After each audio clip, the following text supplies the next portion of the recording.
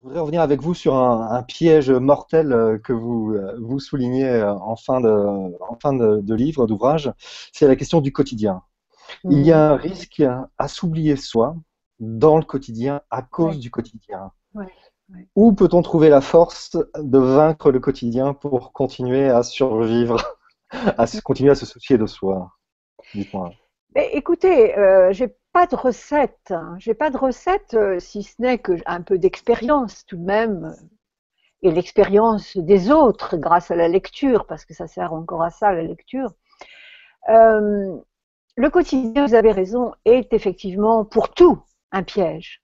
C'est un piège pour les relations, hein, c'est un piège pour les couples, c'est un piège pour la relation avec les enfants, et tout le quotidien. Mais ce que j'ai essayé de montrer, c'est qu'il fallait revenir peut-être au sens même du mot quotidien.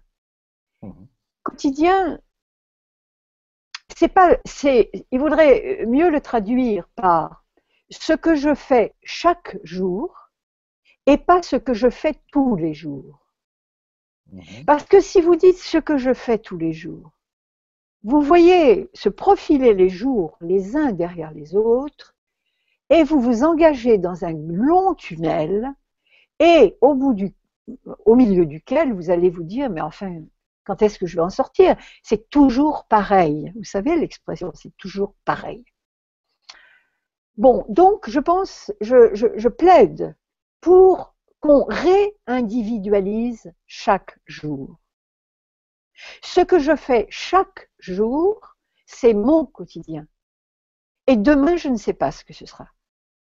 Et hier, je ne dis pas que j'ai oublié, mais je n'ai pas abordé le jour d'aujourd'hui en fonction de celui d'hier. Donc je plaide pour une disponibilité au quotidien, avec le potentiel de nouveauté et aussi de difficulté qu'apporte chaque jour. Donc, je pense qu'il faudrait retrouver le sens d'une certaine discontinuité.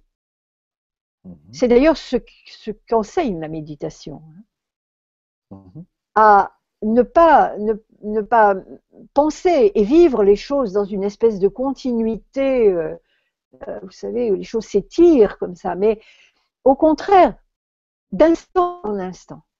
Donc retrouver le sens de l'instant et du passage d'un instant à l'autre. J'ai cité la formule de Bergson aussi, quand il parle de la mécanique contre la mystique, etc. Et je crois Mhm. que il y a aussi une intégrité là. Au fond, être attentif à l'irruption de la mécanique, du mécanisme dans votre vie. Le moment où vous sentez que les choses deviennent mécaniques. Et donc, que vous les faites par habitude, par routine, sans plus y penser, et donc sans joie.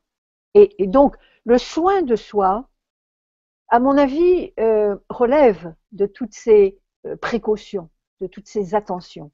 D'autant plus, si vous voulez, que soit nous sommes portés à nous négliger, hein, et ça, je pense que c'est le propre des hommes parce qu'ils sont saturés par leur travail extérieur, des femmes parce que le poids souvent de la maison plus de l'extérieur quand elles travaillent, etc., est double.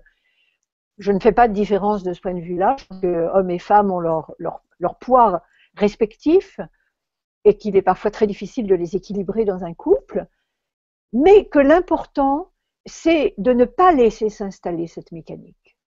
Alors, soit parce que nous prenons obsessionnellement soin de nous-mêmes, vous savez, il y a des femmes qui rentrent en particulier, alors, ou des hommes dans le coaching, hein, allez dans des salles de sport, vous avez des spectacles absolument terrifiants.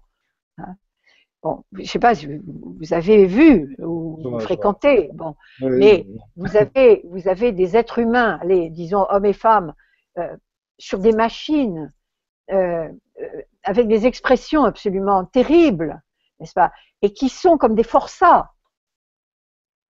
Et vous vous oui. dites, était-ce vraiment bien nécessaire, n'est-ce pas, de se soumettre à la torture comme ça pour acquérir je ne sais quoi. Enfin bon, moi ça, chacun choisit ce qu'il veut, mais je veux dire par là que le moment où la mécanique, et moi ce qui me frappe dans les salles de sport, c'est le triomphe de la mécanique.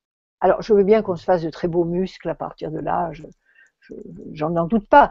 Mais qu'est-ce que ça fait sur l'être global, sur le psychisme, etc.